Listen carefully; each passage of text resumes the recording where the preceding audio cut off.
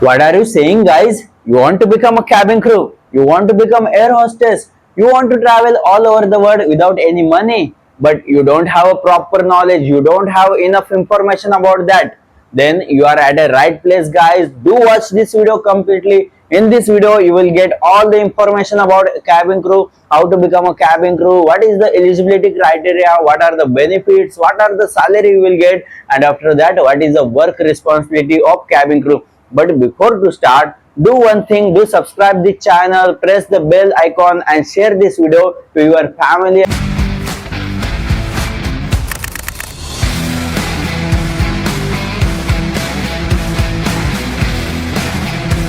कैसे हो आप सभी लोग।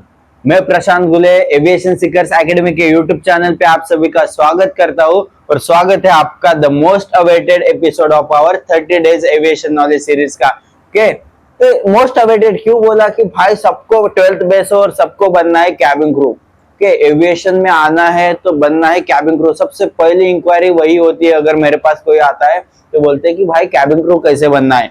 ओके, तो ये वाला वीडियो उन सभी लोगों के लिए जो कैबिन क्रू बनना चाहते हैं, क्योंकि कैबिन क्रू एक ऐसा पोस्ट है या फिर ऐसी एक करियर अपॉर्चुनिटी है, वहां पे हम 12th बेसिस पे, भले आप आर्ट हो, भले आप साइंस हो, भले आप कॉमर्स से सीखे हो, लेकिन आप कैबिन क्रू बन सकते हो वो भी 12th बेसिस पे। उसके लिए बहुत सारा ऐसा कोई टेक्निकल एजुकेशन आपको नहीं लगता है और सैलरी भी बहुत अच्छी तरह से आपको मिल जाती है। अगर आप 12th पास हो, अगर आपकी उम्र 27 साल से कम है तो आप इजीली कैबिन क्रू बन सकते हो। और एक कैबिन क्रू कैसे बनना है, इतने ग्लैमरस, इतने अट्रैक्टिव जो पोजीशन है वो अपने को कैसे मिल सकती है, ये सारी चीजों के बारे में हम लोग ये वीडियो में डिटेल में डिस्कस करेंगे। वीडियो आपको देखना है पूरा, अगर आप छोड़ोगे अधूरा तो कैसे आपको इंफॉर्मेशन मिलेगी पूरा, राइट ना। न्यू वाला कुछ टैगलाइन था, अभी सोचा तो बोल दिया, चलो ठीक है। ये हो गया तो अपने को बनना है कैबिन क्रू। इसके वाले में इसके पहले जो अपने एपिसोड हुए, अपने आज का एपिसोड है 14 नंबर का एपिसोड है, तो जिसके पहले अपने जो 13 एपिसोड हुए वो एपिसोड में हम लोगों ने बात किया ग्राउंड स्टाफ के बारे में। ग्राउंड स्टाफ हम लोग कैसे बन सकते हैं, ये सारी चीजों के बारे में हम लोग डिटेल में डिस्कस किया कि रिक्वायरमेंट क्या है, सैलरी कैसे, फ्यूचर में ग्रोथ कैसे, ये सारी चीजें हम लोगों ने वहां पे डिस्कस की। तो अभी बात करते हैं कैबिन क्रू की, तो जो इन फ्लाइट सर्विसेज रहते हैं उसके बारे में। तो स्टार्टिंग करते हैं गाइस कैबिन क्रू की। तो कैबिन क्रू से कि भाई एक कैबिन क्रू होता क्या है, अगर आपको किसी को पता है कि आप फ्रेशर हो और अगर आपको पता है कैबिन क्रू क्या है तो आप मुझे कमेंट कर देना कि भाई ऐसा ऐसा है करके। ओके, और हम लोग यहाँ पे थोड़ा सा डिस्कस करते हैं कैबिन क्रू क्या है। कैबिन क्रू क्या रहता है गाइस, कैबिन क्रू मीन्स एक पर्सन, ओके, एक स्टाफ, एक एयरलाइन का एम्प्लॉय कैबिन क्रू बनता है बस एयरलाइन में। ये होगा प्रशांत एयरलाइन। ये एयरलाइन में अगर कोई कैबिन क्रू रहता है तो तही मतलब कैबिन क्रू बन सकते हैं। हम लोग एयरपोर्ट पे कैबिन क्रू नहीं बन सकते गाइज, क्योंकि एयरपोर्ट पे ऐसा कोई डेजिग्नेशन या फिर कोई पोजीशन ही नहीं रहता है। जो एक पोजीशन है कैबिन क्रू का, बस आपको एयरलाइंस में देखने को मिलेगा। एयरपोर्ट पे हम लोग नहीं बन सकते कैबिन क्रू। तो कैबिन क्रू कैसे बनना है और एक काम क्या करता है, सबसे पहले कैबिन क्रू होता क्या है ये समझ लेते हैं। कि कैबिन क्रू एक ऐसा पर्सन जो फ्लाइट के अंदर काम करता है। ओके, मानो फ्लाइट मुंबई से दिल्ली उड़ रहा है, फ्लाइट ऐसे उड़ रहा है, जब ये जर्नी में जो अगर कोई स्टाफ काम कर रहा है और जो इन फ्लाइट मतलब पायलट तो फ्लाइट चला रहा है, लेकिन वो स्टाफ क्या कर रहा है कि भाई ये जो अपना कैबिन है, ये कैबिन के अंदर काम कर रहा है, तो उसको बोलते हैं कैबिन क्रू। ओके, ये होता है कैबिन। ओके, ये होता है कैबिन और एक कैबिन के अंदर काम करते हैं, इसीलिए उसको कैबिन क्रू बोलते हैं। उसको एक वर्ड है कि भाई एयर होस्टेस करके। ओके, एयर होस्टेस करके एक वर्ड है, ये लोग भी मतलब ये वर्ड भी हम लोग वहां पे यूज कर सकते हैं। लेकिन ये ज्वाइन कैसे करना है, अब ये मेन पॉइंट है कि भाई ज्वाइन कैसे करना है, उसके लिए क्या एलिजिबिलिटी क्राइटेरिया है। तो सबसे पहले eligibility criteria guys, candidate should B 12th pass. 12th pass, 10+2 education minimum. अब अगर आप ग्रेजुएट हो वेल एंड गुड, अगर आप नहीं हो तो well and good. Okay, it doesn't matter, if you are 12th pass then you are the eligible. Okay, you are the eligible. Then ये, और इसमें ये भी नहीं कि भाई तुम साइंस पढ़े हो, तुम कॉमर्स पढ़े हो, तुम आर्ट्स पढ़े हो, इससे भी कोई लेना देना नहीं है। अगर आप 12th पास हो और कोई भी आपको फील्ड हो तो आप एलिजिबल हो कैबिन क्रू बनने के लिए। ओके, सेकंड थिंग कि भाई सेकंड रिक्वायरमेंट क्या है कि भाई कैंडिडेट की उम्र 18 से 27 साल तक होनी चाहिए। ओके, 18 से 27 साल ये एवरेज बोला मैंने, लेकिन कुछ कुछ एयरलाइंस ऐसी है कि भाई 25 लास्ट हो गया। ओके, कुछ कुछ इंडियन एयरलाइंस में 25 लास्ट हो गया, उसके ऊपर वो लोग हायर नहीं करते। ओके, तो कैंडिडेट की उम्र 18 से 27 साल होनी चाहिए एक किसी एयरलाइन में जो इंडियन एयरलाइंस है उसमें। ओके, अगर कोई इंटरनेशनल एयरलाइंस है तो वहां पे कुछ कुछ एयरलाइंस 28 ईयर्स 32 ईयर्स तक लेती है तो एप्लीकेबल है, लेकिन हम लोग पर्टिकुलरली बात कर रहे हैं इंडियन एयरलाइंस की, तो candidate should be 18 to 27 age. Okay, इस मिनिमम है। तो अगर आप देख लो कि भाई आप कौन से क्राइटेरिया में फुलफिल होते हो, अगर आपकी उम्र 27 साल से ज्यादा है तो आप इंटरनेशनल एयरलाइन में ट्राई करो, आपका इजीली वहां पे सिलेक्शन हो सकता है। ओके, क्योंकि मोस्टली मैंने देखा है कि भाई इंडियन जो क्रू रहती है वो उनको फैमिली के साथ रहने में, मतलब वो फैमिली के साथ रहना पसंद करते हैं, वो ग्लोबली जाना पसंद नहीं करते हैं, तो इसीलिए वहां पे आपका सिलेक्शन जल्द से जल्द हो सकता है। बहुत मतलब कंपटीशन आपको वहां पे कम मिलेगा और सिलेक्शन के चांसेस वहां पे ज्यादा रहेंगे, इसलिए आप वहां पे अप्लाई कर सकते हो। सेकंड थिंग, हमने देखा कि पहले रिक्वायरमेंट देखा 12th पास, उसके बाद हमने देखा 18 से 27 तक उसकी उम्र होनी चाहिए। Third requirement is guys, passport is mandatory. क्योंकि कैबिन क्रू ऐसा पोजीशन है, अगर आप, मैं कैबिन क्रू करके काम कर रहा हूँ, ये मेरा फ्लाइट है, ये फ्लाइट मुंबई से दिल्ली तो हमेशा नहीं जाएगा, आपको वो फ्लाइट में भी काम करना पड़ेगा जो फ्लाइट मुंबई से दुबई जाएगा, मुंबई से लंदन जाएगा। अगर वो फ्लाइट में अगर काम करना है आपको तो आपके पास पासपोर्ट होना जरूरी है। अगर आपके पास पासपोर्ट ही नहीं है तो आप लोग कैसे वहां पे काम कर सकते हो, इसीलिए पासपोर्ट इज मैंडेटरी। ओके, ये तीन चीजें हो गई। चौथी रिक्वायरमेंट है गाइस कि आपके इंग्लिश कम्युनिकेशन स्किल एक एक नंबर होनी चाहिए, फ्लुएंट होनी चाहिए। इंग्लिश कम्युनिकेशन स्किल आपकी बहुत परफेक्ट होनी चाहिए, because you are representing that airline, you are representing our country, because in this airline na, suppose this is a Prashant airline, okay, we don't know who is the passenger, maybe passenger is Indian, maybe passenger is foreigner, you don't know about Marathi, you don't know about Hindi, you don't know about any Kannada, but right now, but he mostly he is aware about, he will be aware about English, then do उसके बाद देखा English communication skill आपकी mandatory है guys, आपको बहुत perfect English communication skill यहाँ पे होनी चाहिए। उसके बाद पांचवा रिक्वायरमेंट है गाइज कि भाई आपकी बॉडी पे कोई भी विजिबल टैटूज नहीं होने चाहिए, कोई भी विजिबल टैटूज आपके बॉडी पे नहीं होने चाहिए। मानो गर्दन पे, हाथ पे है, या फिर यहाँ पे मुंह पे, फेस पे कोई टैटू वगैरह बना है तो वो एप्लीकेबल नहीं है, वहां पे आपको रिजेक्शन वहां पे आपको फेस करने को मिलेगा। उसके बाद आपके ब्रेसेस भी, पे ब्रेसेस नहीं रहने चाहिए। ओके, अगर आपके चेहरे पे कोई स्कार से वगैरह है तो ये भी वहां पे नहीं होने चाहिए। आपका चेहरा भी, आपका जो फेस है वो आपका प्रॉपर होना चाहिए। ओके, भले आपकी स्किन डल हो, आप डस्की स्किन हो या फिर थोड़ा ब्लैक हो चलेगा, लेकिन कोई स्कार्स नहीं होने चाहिए, कोई मार्क आपके चेहरे पे नहीं होनी चाहिए। ये बेसिक रिक्वायरमेंट है गाइज। उसके बाद आपकी पर्सनैलिटी थोड़ी अच्छी होनी चाहिए, ये है, बस यही रिक्वायरमेंट मोस्टली है गाइज। इसके अलावा मैंने कोई देखा नहीं कि रिक्वायरमेंट क्या है। दूसरी बात जो आती है पर्सनैलिटी की, तो पर्सनैलिटी के अंदर आपको बीएमआई बहुत अच्छी तरीके से आपको वहां पे मेंटेन करना पड़ता है। BMI means what, body mass index. अगर आपकी एज सपोज 20 इयर्स आपकी एज है, अगर आपकी हाइट इतनी इतनी 150 सेंटीमीटर है, 155 सेंटीमीटर है, तो आपका वेट भी उस प्रोपोर्शन में होना चाहिए। उसको हम लोग बीएमआई बोलते हैं। तो मोस्टली बीएमआई कितना रहना चाहिए आपका, 18 से 22 तक, 23 तक आपका बीएमआई है तो ओके। उससे ज्यादा है तो आपको आपका वेट कम करना पड़ेगा। ये सारी चीजें है, आप वो जो रिक्वायरमेंट है वो फुलफिल करना पड़ेगा आपको। ये बेसिक रिक्वायरमेंट है। और उसके बाद गाइज अगर बात करते हैं कैबिन क्रू की, तो यहाँ पे ना आपकी पर्सनैलिटी को लेकर बहुत ज्यादा ध्यान रखा जाता है, क्योंकि जो फ्लाइट का, अगर सपोज ये फ्लाइट है, कैबिन क्रू बनना है तो आपको यहाँ पे एक हाइट की भी लिमिटेशन दी है, हाइट की भी रिक्वायरमेंट दी है कि आपकी फ्लाइट में आपकी हाइट मिनिमम 155 सेंटीमीटर होनी चाहिए। अगर आप फीमेल हो तो, अगर आप फीमेल हो तो आपकी हाइट 155 सेंटीमीटर से ज्यादा होनी चाहिए। और अगर आप मेल हो तो आपकी हाइट 170 सेंटीमीटर से ज्यादा होनी चाहिए। ये बात समझ में आया आपको कि भाई जो मैंने पहले बोला कि यहाँ पे पर्सनालिटी को बहुत ज्यादा ये इंपॉर्टेंस देते हैं। आपकी यहाँ पे हाइट देखी जाती है, अगर आप यहाँ पे आपका वेट देखा जाता है या फिर आपका बीएमआई भी देखा जाता है।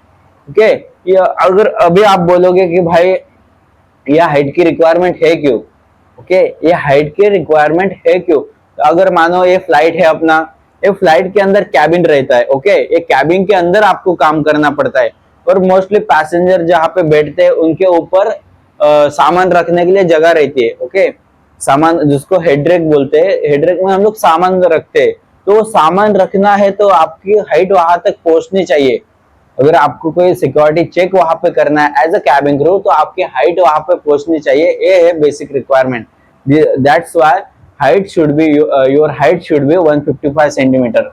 Okay, minimum for girls 155 centimetre, for mails it's a 170 centimetre is a minimum requirement. उससे ज्यादा है तो वेल एंड गुड, नहीं है उसकी उतनी है तो वो भी चल जाएगा।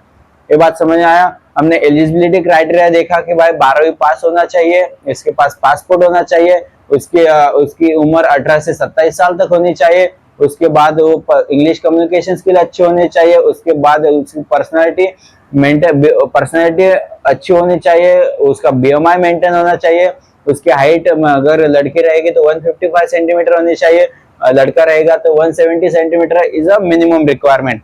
ये सारी चीजें हम लोगों ने देखी कि ये होगा रिक्वायरमेंट। उसके बाद कि भाई उसका हायरिंग प्रोसेस कैसे आता है, इसकी हायरिंग प्रोसेस कैसे आती है, तो हम लोग बात करते हैं। अगर मानो अगर आप इंडिगो है, भाई इंडिगो के तो बारे में क्या बोलना, लड़कियों के लिए तो भाई एक खजाना है। अगर आप फीमेल्स हो, फीमेल्स के लिए खजाना है इंडिगो। इंडिगो इंडिया की और एशिया की टॉप मोस्ट एयरलाइन।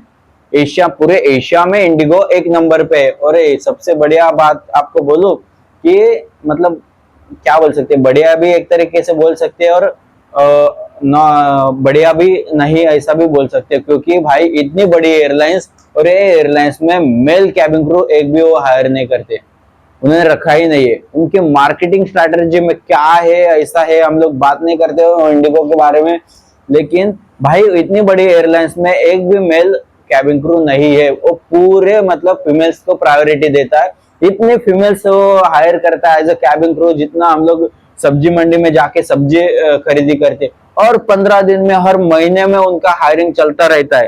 तो लड़कियों के लिए बहुत अच्छी अपॉर्चुनिटी है, लेकिन लड़कों के लिए भाई इंडिगो में आपके लिए जगह नहीं है, आपको और एयरलाइंस देख लेना। तो आपको करना क्या है, उसकी हायरिंग कैसे होती है।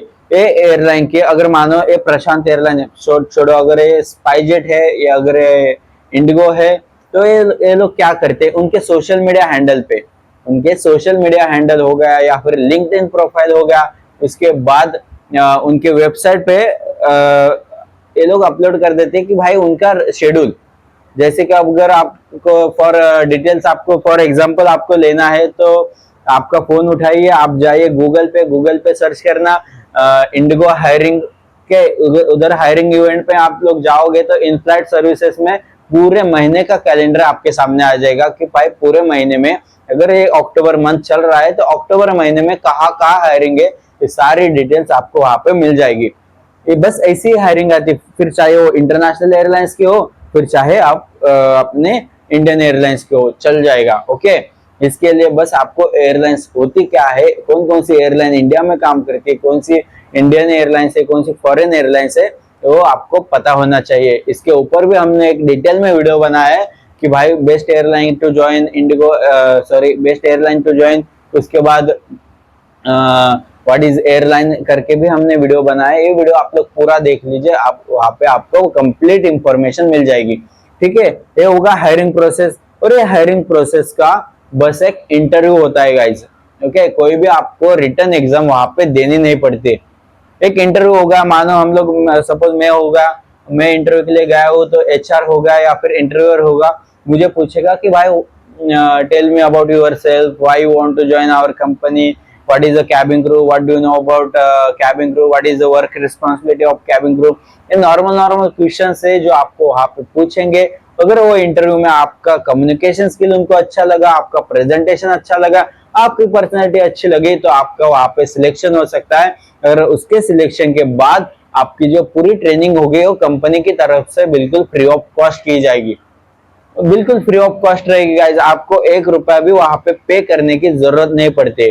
और कोई भी एयरलाइंस रहने दो, वहां पे जॉब लगने के लिए कोई भी एयरलाइंस पैसे नहीं मांगते। अगर आपको को कोई पैसे मांगता है तो सीधा भाई और फ्रॉड में जाओ मत, आपको वहां पे रिजल्ट निगेटिव ही मिलेगा। क्योंकि कोई भी एयरलाइन रहने दो, अपने हायरिंग प्रोसेस में बहुत ट्रांसपेरेंसी मेंटेन करते, बहुत स्टैंडर्ड मेंटेन करते, वो अपना नाम वहां ऐसी चीजों में खराब नहीं करती। ओके, ये हो गया हायरिंग प्रोसेस। बस इंटरव्यू आपको पास होना है। तो इंटरव्यू कैसे पास होना है, तो आप पर्सनली भी ये कर सकते हो, रिसर्च कर सकते हो। कोई आपको मतलब कोई बड़ा क्लास ज्वाइन करने की भी जरूरत नहीं है। विदाउट कोचिंग क्लास भी कुछ कुछ स्टूडेंट्स ऐसे रहते हैं जो कैबिन क्रू बन के काम कर रहे हैं विदाउट एनी कोचिंग क्लास। अरे लोग तो आईएएस हो रहे हैं विदाउट कोचिंग, कलेक्टर बन रहे, आप कैबिन क्रू नहीं बन सकते हो क्या? ओके, कलेक्टर से तो 1000 गुना सिंपल है ये कैबिन क्रू बनना। ओके, तो कलेक्टर बन रहे तो कैबिन क्रू नहीं बन सकते। बस आपको एक इंटरव्यू है, पास होना है, आपको ग्रूमिंग थोड़ा सीखना है, आपको कम्युनिकेशन स्किल पे वर्क करना है। उसके लिए आपको कोई भी बड़े बड़े इंस्टीट्यूट में जाके 2 लाख 3 लाख रुपए देने की जरूरत नहीं है गाइज। आप बस सिंपल नॉलेज लेके आप कैबिन क्रू बन सकते हो। ठीक है, तो आप पर्सनली भी ले सकते हो। अगर आपको एकदम अफोर्डेबल लर्निंग प्लेटफॉर्म चाहिए तो aviation seekers academy is the one of the great option guys. यहाँ पे आपको मिलेगा complete guidance about cabin crew. आप मिनिमम 5000 रुपए में आपका कंप्लीट प्रिपरेशन यहाँ पे करके लिया जाएगा। आप यहाँ पे ज्वाइन कर सकते हो। 1 महीना बैच आपकी रहेगी, ऑनलाइन कोचिंग आपको प्रोवाइड किया जाएगा। इसके ऊपर आपको सीवी बना के देना या फिर मॉक इंटरव्यूज, इंटरव्यू प्रिपरेशन और जो आपका स्टडी मटेरियल है वो सारा प्रोवाइड किया जाएगा। आप एविएशन सीकर्स एकेडमी में ज्वाइन कर सकते हो। आपको नंबर मिल जाएगा या फिर आप मुझे पर्सनली मैसेज कर दो, मैं आपको रिवॉर्ड दे दूंगा। ठीक है, ये होगा इंटरव्यू प्रोसेस का। उसके बाद बेनिफिट्स क्या क्या मिलता है। Okay, what are the benefits as a cabin crew? What are the benefits you will get if you are selected as a cabin crew? Then the first one is on the 12th basis, who will give you 40,000 rupees salary? Depends. Okay, it depends upon airline to airline. But as a fresher, in every airline, in aviation market, in any airline, as a fresher, you will get a salary like 40,000 to 60,000. It's depend upon airline to airline. अगर आप regional airline में जाते हो तो आपको वहां पे कम salary मिलेगा। अगर आप इंटरनेशनल एयरलाइन में जाते हैं या फिर बड़े एयरलाइंस में जाते हो तो आपको उससे 5-6 हजार 10 हजार सैलरी ज्यादा मिलेगा। ओके, सपोज बेसिक सैलरी आपको 40,000 है, उसके ऊपर अलाउंसेस ऐड होते हैं, उसके ऊपर फ्लाइंग आवर्स के अलग से पैसे ऐड होते हैं। तो एक कैबिन क्रू की मंथली सैलरी जाते हैं 60,000 to 70,000, depends upon your performance. तो फ्लाइंग आवर्स का कैसे पैसे मिलता है आपको, अभी ये बात समझते हैं। ठीक है, मानो ये फ्लाइट है, जा रहे हैं मुंबई से दिल्ली, 2 घंटे का फ्लाइट है। 2 घंटे अगर ये फ्लाइट ग्राउंड पे है, सपोज एयरपोर्ट पे खड़ा है और इसका डोर क्लोज हुआ।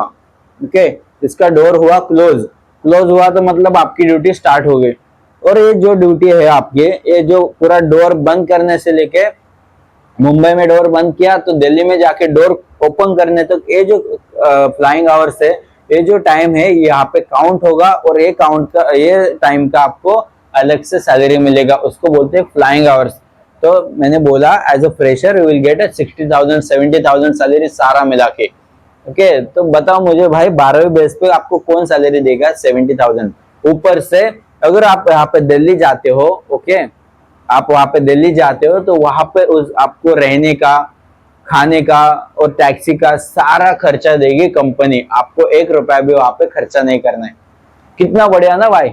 अगर आप इंटरनेशनली जाते हो, वहां पे ले ओवर करते हो तो वहां पे भी आपको सेम उधर रहने का, खाने का, घूमने का, मस्त टैक्सी बिक्सी सारा खर्चा कौन देगा? कंपनी देगा। आपको 1 रुपया भी वहां पे खर्चा नहीं करना है। इतनी अच्छी है। सबसे पहले आपको ये मिल जाता है। दूसरे ऑल ओवर द वर्ल्ड आप ट्रैवल कर सकते हो। फ्लाइट टिकट आपको फ्री में मिल जाते हैं। Okay, flight ticket in the sense आप तो फ्लाइट में ही काम करते हो, लेकिन आपके फैमिली को भी भाई टिकट अच्छे से मिल जाता है। 10% फेयर्स आपको देने पड़ते हैं। अगर मानो मुंबई से दिल्ली फ्लाइट टिकट 10,000 का है तो आपको 1000 रुपया 10% आपको देना पड़ेगा। ओके, वो एयरपोर्ट हैंडलिंग फीस रहती है, वो एयरलाइन नहीं करती। As a airline staff you will get a free ticket. Okay, अगर आप एसओडी हो, ऑन ड्यूटी हो तो फ्री में तो रहेगा ही। अगर आप नहीं हो, आप पर्सनल इसके लिए जाते हो तो आपको 10% फिर आपको वहाँ पे देना पड़ता है। उसके बाद आपको हेल्थ इंश्योरेंस मिल जाएगा, जो अपना पीएफ रहता है वो मिल जाएगा। तो बहुत सारी चीजें है वो आपको एज अ कैबिन क्रू मिलती है। ठीक है, तो काम क्या करते हैं अभी हम लोग बात करते हैं, कैबिन क्रू काम क्या करते हैं। तो कैबिन क्रू काम करते हैं भाई पैसेंजर को इन फ्लाइट सर्विसेज प्रोवाइड करना। ओके, अगर कोई पैसेंजर की जो जर्नी है, पैसेंजर की जर्नी वो सेव करना, उसको अगर पैसेंजर ट्रैवलिंग में अगर कोई प्रॉब्लम आ रहा है तो उसको मदद करना।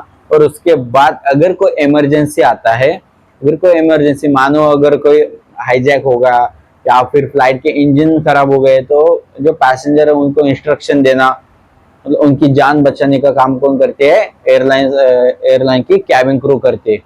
ठीक, ये बात समझ में आया? तो ये सारी चीजें गाइस एक कैबिन क्रू करती है, और ये सारी चीजें मतलब कैबिन क्रू बन सकते हो विदाउट कोई कोचिंग के भी आप कैबिन क्रू बन सकते हो। आपने वीडियो देखा इसलिए थैंक यू सो मच। अगर आपके मन में कोई डाउट है तो आप मुझे कमेंट कर दीजिए, मैं आपको पर्सनली मैसेज करके रिप्लाई देके आपको जो डाउट है वो क्लियर कर दूंगा। अगर डाउट बहुत बड़ा है तो उसके ऊपर हम लोग अलग से वीडियो बनाएंगे, ताकि जो मतलब ये डाउट किसी और का ना आए। ठीक है, तो जाने से पहले एक बार देख लो गाइस, चैनल सब्सक्राइब किया है क्या? चैनल सब्सक्राइब किया रहेगा तो बाजू वाला घंटा भी देख लेना, घंटा बजाओगे तभी तो आगे मतलब आगे आने वाला वीडियो आपको मिल जाएगा, और इन्फॉर्मेशन ऐसी इन्फॉर्मेशन आपको मिल जाएगी। ये वीडियो अपने उन दोस्तों को भी शेयर करना जो कैबिन क्रू बनना चाहते हैं लेकिन उनके पास प्रॉपर इंफॉर्मेशन नहीं है। ये वीडियो मतलब भाई ऐसा वीडियो आपको बहुत फायदेमंद रहेगा, कोई भी आपको इतना डिटेल में वीडियो इंफॉर्मेशन नहीं बताएगा। ठीक है गाइस, मिलते हैं अगले वीडियो में, तब तक के लिए देखते रहे एविएशन सिकर्स एकेडमी की 30 डेज एविएशन नॉलेज सीरीज।